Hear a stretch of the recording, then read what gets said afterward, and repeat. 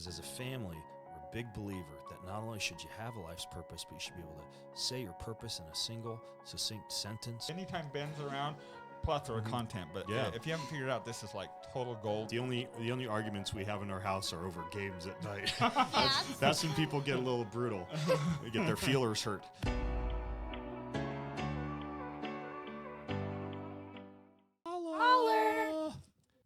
Hello, welcome to Family Matters Summit. I think of all the interviews I've done, this is the one I've been looking forward to the most. And it's not because of Ben, although I love you, I thought Ben. it was because we get free ice cream afterwards. You do that too. You get a free dinner. This is the best interview ever. Yeah. I want to free introduce you to two of my dear friends, River and Hello. Taryn. That one's River. This one's Taryn. Now, that's the first question. Mm. Identical twins. Mhm. For those of us that know you, I know that you're River and you're Taryn, but Yep. how is there any cheat How'd you figure it out? code? I'm their dad, and I still can't. You can't tell Well, if we're turned away. I learned one cheat code. Do you want to share with everyone how everyone knows who's River and who's Taryn? I have a mole on like my right upper cheek area, kind of. Okay, do you want to Insider show tip. everyone? Yeah, it's like right here. There you go. Some That's I just say it takes time. very similar. Get along Taryn has a spectacular. quarter-sized mole on his nose, and that's how you tell them apart. Not really. Don't worry. You don't have a quarter-sized mole on your Not nose. yet. Not yet. Most people know Ben for his work in fitness and health and triathlete and the biohack guy of the world. That's not what I know. and Spandex. respect. That too. Mexico. Fitness galore. But actually, that's not the main reason I really respect to know you, Ben. One of the main things I had the opportunity, 8 months ago, you guys came down to my cabin. We ran through all of the Legato content. And one of my favorite statements that I follow through my life is simply this, guys, and this is actually worth listening and learning from. How do you know if somebody's telling the truth and the real deal? It's like, do you ever take advice from someone that's giving you health and fitness advice when they're 450 pounds? Probably not. Even though there's some pretty Depends. good short basketball coaches out there, you do have to draw the line somewhere. That is true. That is true. I love the statement, by their fruits you will know them. Mm-hmm. And by their fruits you will know them. And I had the opportunity to get to know River and Taryn, Ben and Jessa. And these are two amazing, spectacular young men. I cannot wait, Ben, to see what these two young men do. And the way that you and Jess have raised these two young men are just spectacular. Well, don't give them big heads, or else we'll have to buy bigger moles. Okay. Well, we can probably do that. I think they're on deal right now. Are they? Yeah. At the molarship? Here's what I want to ask you guys. This is the Family Matters Summit, and we have groups of families from all over. I mean, a large group of families that gather on this summit, and we bring in some of the top world experts to actually teach and train on various topics. And here's the key thing I wanted to ask you guys. Okay. Of all the families that I've seen through the years, you guys may have the coolest we have symbols, we have doctrine, and we have just little basic traditions. And the traditions that I watched you guys do blew my mind. They were super cool. I mean, you guys sing together, you have frequent prayers, you have scripture. I'd love to hear some of your family traditions, so that particularly they're just the little cadences that you do really regularly. Oh, okay. And walk even through you guys breathe. You do breath work and meditations together. We do. I would say, well, two things come to mind. And, of course, River and Taryn, you can feel free to interrupt me and add your own color to this as I go. But about 7:30 or 7:45 every morning, we all gather as a family in the living room if it's cold and snowy outside because we're wimps. And if it's nice and sunny, we'll go out in the patio or the yard. And we do a family meditation in which we read a Bible verse. And incidentally, we memorize that Bible verse. So 365 days a year, we got a new verse that we're memorizing. And then we set our little timer it has little dings on the timer. I use an app called Insight Timer for this. Yeah. But I don't know, what is that, guys? Angel choirs or bells it's like, makes you want to meditate. And so then we read the Bible verse and for the first 3 minutes, because we're doing this every day and in the evening, so we don't do these long 30, 45 minute, sit with the we just the brief things. I don't think you have time for that. No, we'd be eating a late breakfast. So we for the first 3 minutes, we just kind of sit there with our eyes closed, and we get into a nice, about a 6 count out, 6 count in breathing pattern, and we just kind of touch in with the way our body's feeling. Yeah. And we ask God for his presence to enter into our home. And early on in the day, we have this thing where everybody, the first thing they do in the day is we pray and we read the Bible and read a devotional. But this is a time when we all come together as a family. Yeah. We're doing this together. So we've already kind of gotten God's presence in our home and been anointed with his Spirit. And we feel good going into this meditation. But we come together. We dwell for the first 3 minutes on that Bible verse with our eyes closed as we breathe. Then the little timer goes ding. Or it's a bowl, maybe a Tibetan bowl. I don't know what it is. Bong. And then that's the cue. We shift into gratitude. We use this thing called the Spiritual Disciplines Journal. And the next 2 minutes, all we do is we dwell upon and visualize and reimagine and re-experience something that we're grateful for that day. One thing that we're grateful for. And we got a full, luxurious 2 minutes to just steep in gratitude. Yeah. And then after that, what's the timer do? It goes bong again. Bong, ding. Bong. And then we shift. And the next little section of the journal, after what am I grateful for, underneath that Bible verse is who can I pray for or help or serve today? And so the next 2 minutes, it's who's God put on my mind to pray for? Mm-hmm. Who could I go out and help? Who could I do something nice for? There's a lot of these positive affirmations every day. Me, I. Yeah. I'm good, I'm great, I'm wonderful, and gosh darn it, people like me, which is nice. Yeah. But we like this others-facing mentality where we go into the day and, we are dwelling upon what we are grateful for, but also what can we do that day to help somebody? Because if you think about it, not only are you memorizing a Bible verse 365 days of the year, but you're helping somebody 365 days of the year. And so we'll spend those 2 minutes. And sometimes if you think of somebody right away, right then you just start praying for them. You start making your master plan in the back of your mind about something nice you might do for them that day. Maybe you'll text them something. Maybe you'll call them on the phone. Maybe you'll send them flowers. Maybe buy them a Ferrari, whatever you're inspired to do. Buy them a Ferrari. And then, will you pray for me, please? Yes. Rich is like, I want to be on the Tuesday. Do me on Tuesday. And so then what's the timer do, guys? Bong, ding. Yeah. And that's our final minute. In the final minute, what we do is we go to a section of our body and we tap on that section. So we're all peaceful and we're quiet and we're still. And this is something we borrowed from neuro-linguistic programming. We do what's called setting an anchor. So like for me, I'll tap over my heart. Where do you tap, Taryn? Right on his between his thumb and an index finger. And where do you go? The heart. And River does the heart. I think so Mom we tap, does the tap, wrist. tap, tap. Mom does the wrist. We tap, tap, tap. Because when you tap, and later on in the day when it gets stressful, and you go back to that same body part and you tap it, your body's like, a peaceful place, a happy place, It a safe grounds you place. back. It roots Grounds you you back. back, right where you were in the meditation. And so then we finish and we take a deep breath in after the tapping. Everybody ready? Go. And then we all say or sing the Lord's Prayer together. And then we do a big group huddle, big group family hug. And while we're in a group family hug, I start firing questions. Okay, what's everybody doing this morning? What's the plan for dinner tonight? Where's everybody going to be? What time are we doing this? And so we all get on the same page. And then we go, boom, and we all separate out of that huddle. And we disperse and we go and create and live the magical day that God has created for us. And then at the very end of the day, we bookend that. And we all come together at the very end of the day. And the end of the days, every day at the Greenfield house, every night at the Greenfield house is like a party. It's like a party that we all look forward to at the end of the day. About 7 p.m., I gather the family, and we sing songs. Sometimes we'll read a book. We talk about our devotional that morning. We just chat, and as we're chatting, we're preparing dinner. Sometimes Mom's cooking something, I'm cooking something. River and Taryn are fantastic chefs, and they're baking something or sautéing something or making a sauce. And then we have everything laid out on the table, and we finish up with a final song and a prayer. So we bless the food, and sometimes River and Taryn will pick a song. Sometimes I'll pick a song, but we play a song, and then we play games for like an hour at the family dinner table. Sometimes we talk, and sometimes we talk and play a game in between the talking. We're dealing cards, some smack talk. We do some smack talking. There's some smackdown talk that goes on, and so we joke. The only arguments we have in our house are over games at night.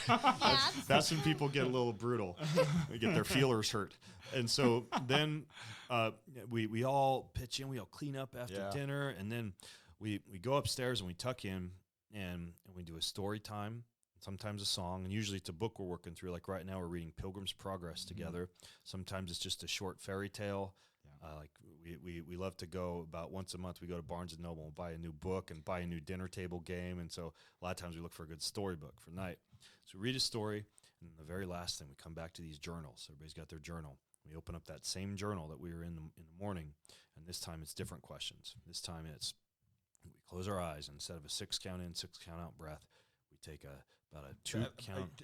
6 count in, go through that, because I mean, I think that there's a lot of content here. Oh, as yeah. you always do. Anytime Ben's around, plethora of content. But Yeah. If you haven't figured out, this is like total gold, and I'm going to sequence through again exactly that morning routine. I had the opportunity to actually sit in this with you guys. Yeah, you for a did it week. with us at your cabin. It was amazing. It was mind-blowing. Yeah, you feel so good. It's doable. It takes 10 minutes. 6 count in, 6 count. Yeah. Just show what that means. Well, research has shown that the human heart is basically entrained into what would be called a more rest and digest state, like a parasympathetically driven state. Mm-hmm. When a breath cadence, and it's weird, every human being on the face of the planet falls into this, of 5 to 6 seconds in and 5 to 6 seconds out. Breath. Every Esther, human 5 heart. and a half. That's every it, right? Yep. But you've read James Nestor's book, Breathe. He says 5.5 in his book, which is that average between 5 and 6. Everybody, 5 to 6 seconds. Kids, adults, doesn't matter. 5 to 6 seconds in, 5 to 6 seconds out. If there's no breath work you're going to learn your whole life except that, it's just learn time it a few times. I played a chime in my office for a month because there's this thing called email apnea where you hold your breath, and so I read this little book, and there was a free audio download that came with the book, and all it is, it's a chime, 5.5 seconds, chime, 5.5 seconds. Breathe. So for a month, I played that in the background while I was working on emails, and every time I'd hear the chime, I'd breathe in. Every time I hear and so I trained my body to just naturally understand what 5.5 seconds is.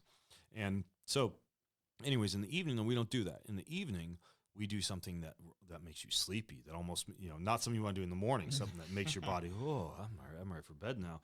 And this is about a 2 count in to a 4 count in and a 4 count out to an 8 count out, right? So somewhere in the range of 2 to 4 in, and then somewhere to that about a 1 to 2 in to out ratio. And that breath. No, we don't do that. Okay. No, the is okay to do, but in the evening we're kind of quiet and we're just all settling with our own breath. The is nice when you're doing breath work and you just want to release some stress. But usually at the end of the day, we're good. We're not super stressed after that fantastic dinner and parties and games. And so we're laying in bed, 2 to 4 count in, 4 to 8 count out, about a 1 to 2 ratio, inhale to exhale. And then the questions that we answer at night are: close our eyes and begin to play our whole day like a movie in our mind, watching ourselves in the third person. What did I do when I get out of bed? How did I spend my time in the morning? What did I eat for breakfast? What did I do between breakfast and lunch? What did I study? What did I learn? What did I teach? And what did I do in the afternoon? What did I play? What did we do for family dinner? And you playing that whole thing. And you get pretty good at it, don't you guys? Yeah. Like, I can play my whole day like in 30 seconds now. I'm just like, and so, but as you're playing that day, you're considering 3 questions. What good have I done this day?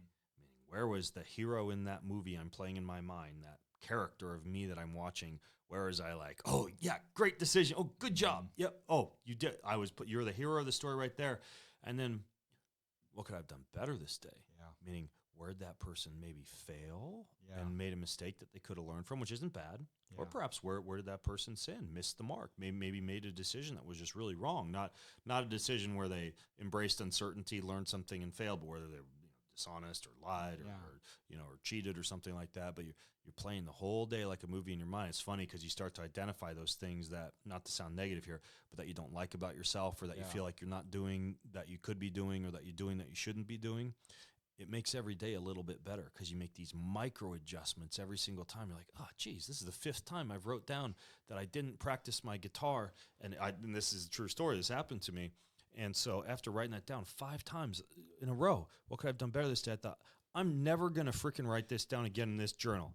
And since then, every day I'll play the guitar or play the piano, practice some kind of an instrument, because I know that every time I was watching that movie in my mind, it was kind of a disconnection from my true self. I could have done better. And you're not holding shame on it in any no way. regrets. You're just like, oh, okay, here we are. It is. Okay, I'm going to make that a little just adjustment. Gratefulness. Yeah, I learned this about myself. That's amazing. And then the last question is where was I most connected to my life's purpose today? Because as a family, we're a big believer that not only should you have a life's purpose, but you should be able to say your purpose in a single, succinct sentence. Like mine is to love my family by preparing and providing, and to love God through worship and prayer. That's my life's purpose, right? And it can change, but right now my life's purpose is faith and family. Yeah. Right? And River or Taryn, you can share one of yours if you'd like to. I'm working on mine. Yeah, we're actually Yeah, we're working kind on of it, working on ours but right the now. the approximate one that you've been rolling with for a while. Oh, mine's to make people feel love and joy of God through my writing and art. Find Okay. love and joy in God through my writing and art. But it's And, gonna and change tell us everything. how old you are, River. 13. How many 13-year-olds do you know that have that level of intentionality? And can you imagine? I mean, talk about intentional parenting. Talk about cadences that actually give comfort and confidence. I don't think I've ever seen a family do it to this level. Yeah. And look at these young men. Is there any doubt? I mean, I'm sitting here with them. I know I see the brightness of their eyes, but there's no doubt they're not going to just get caught up in all the thorny traps. And it's largely because of these comforting cadences. Yeah, and we're going through a workbook right now that Taryn alluded to. It's really good. It's called Ikigai 2.0. Ikigai is the Japanese term for life's purpose. You know, it gets you out of bed in the morning. Like in Sardinia, they say the plan de vida, or in Okinawa, the Ikigai. So I know Taryn's got a ton of life's purpose stuff jumbling through his head right now because we're literally in the process of reframing our life's purposes. But what approximately was yours? It was to bless others through creativity, whatever that might be. Bless others through creativity, whatever outlet that you use for creativity. So basically what that means is, and you know, we all three of us, if we know our life's purpose and we say, where was I most purpose-filled today? If you're struggling to write something down, then you know that maybe you need to reframe or reorient what you're prioritizing during the day so that you're ensuring that you tap into life's purpose. Like Taryn, if he's had a day where he hasn't produced creativity or art that inspires other people to joy or adventure, what he's seeking for them to discover, and he spent his whole day checking off a box and making sure he did his math work and you know, played outside and snuggled with the dogs, but then it's like, oh wait, I didn't do the most purposeful thing, the most impactful thing, the reason that God put me on the planet in the first place. Or, you know, if River maybe didn't work on his mural or his comic book or something that involved a lot of the painting and the art that he likes to do, same thing. It's like you just miss out on a little bit of life's purpose. So those are the three questions. What good have I done today? What could I have done better today? And how did I impact, or how did I live out my life's purpose today? And then we go to bed.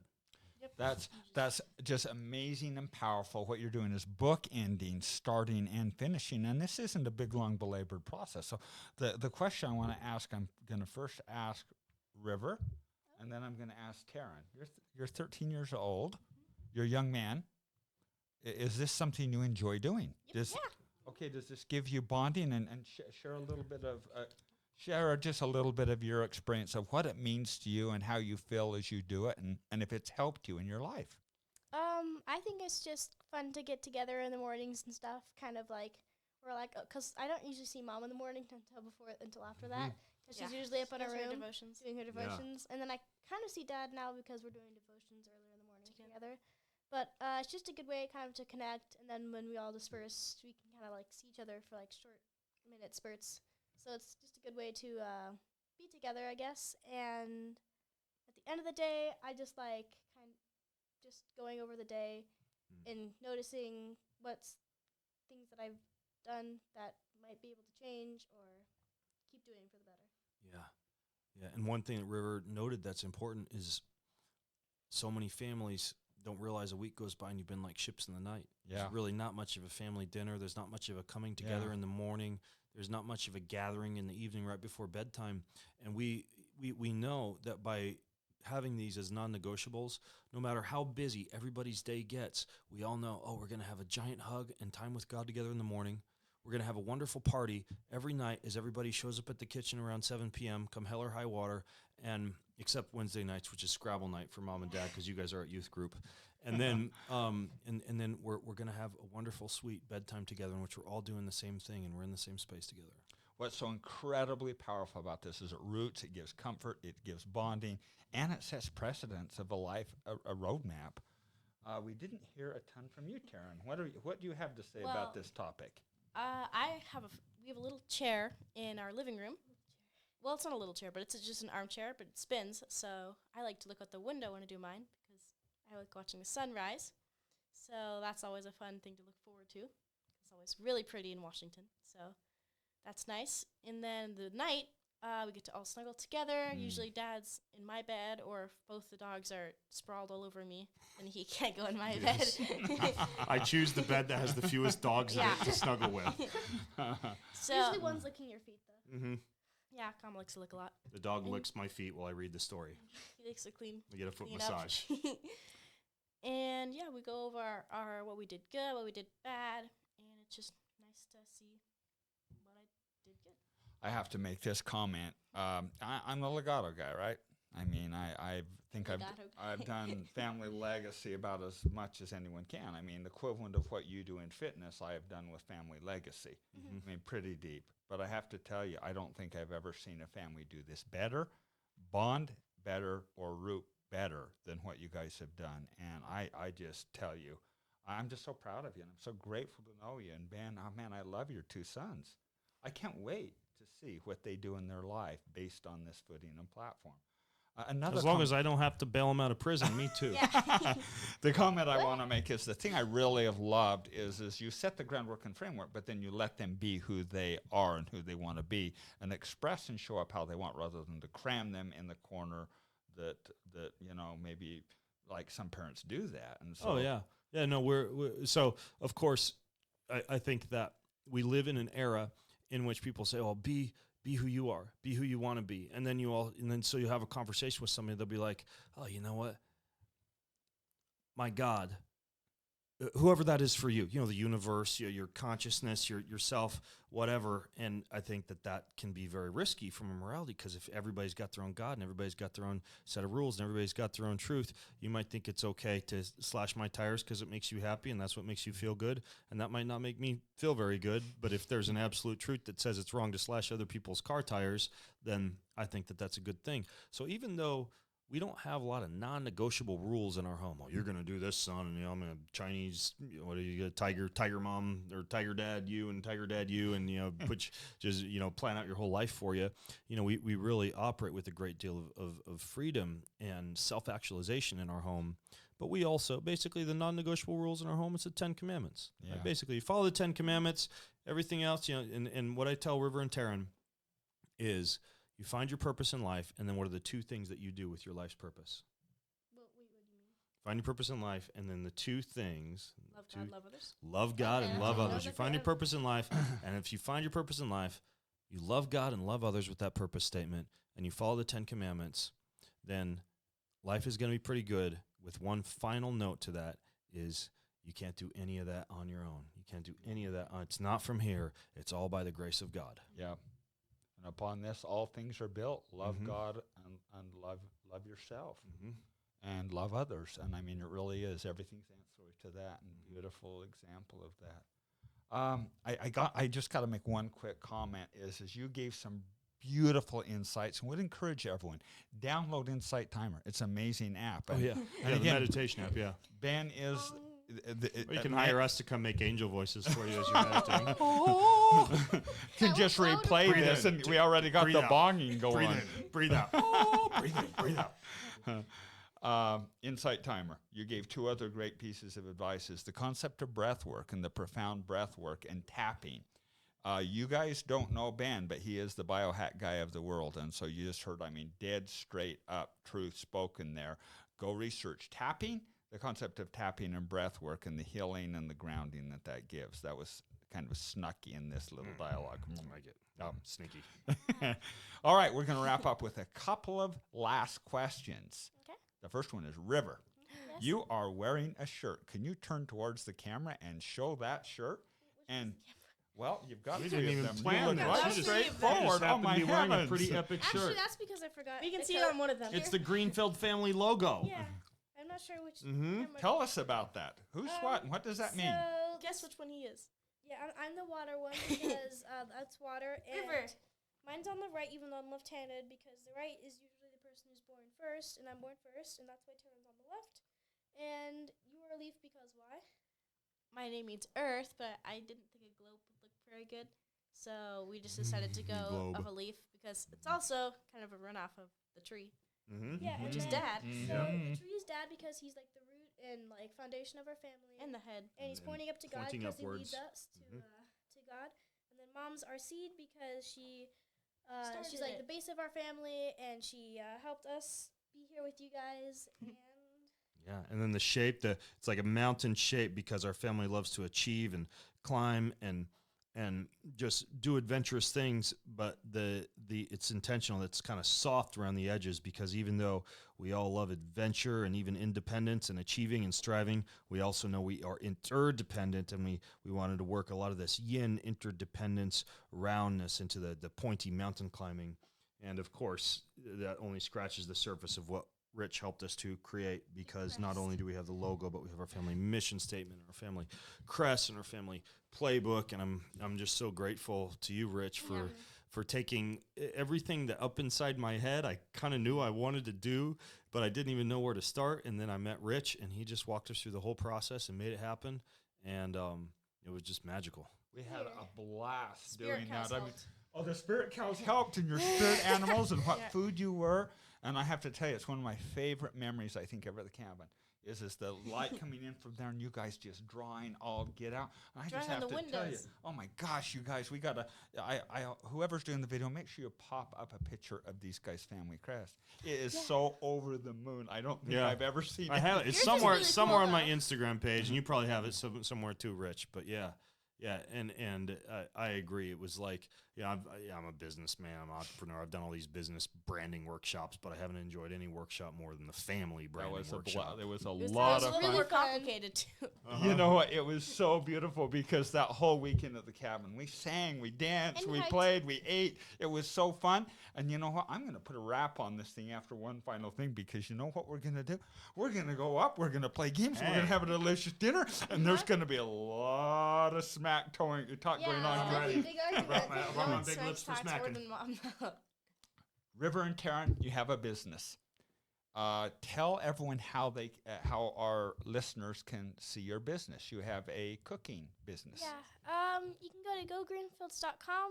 It's basically a podcast like Dad's, except it's some more cooking than health. Yeah, And it's a little more baking and stuff. Mm-hmm. Yeah, it's a fan. They do restaurant Dad does reviews, and grilling. chef Dad does interviews, grilling, and yeah. recipes, and crazy ideas from the kitchen. It's pretty fun. Yeah, it's a Go Greenfield show. But yeah, gogreenfields.com is their website, and their podcast is everywhere you find podcasts these days. you have heard me talk countless times about the importance of training your kids and getting them to take control of their lives. And any doubt what's going to happen to these two young men. So go check out gogreenfields.com. And Ben, how does everyone get hold of you? Well, I used to say Google me, but I'm becoming more and more disillusioned about Google's corporate activities. So you could DuckDuckGo me or whatever you want. Just search my name, you'll find my stuff. How are you? All right, guys. That was such a How fun do we interview. find you? How do we find me? Well, we're right here. Everybody yeah. already knows. That's right. He's the Legido. And besides that, there's a certain part of me that doesn't want to be found. And you'll see that aspect of me come out tonight in the games as I'm Yeah. playing Dun, underneath the Okay, table. it's on. Everyone, how much fun. Maybe the funnest interview that I've done in a long time. Thanks so much for joining the Family Legacy Summit, and we'll see you next time. Thank you. Thank you.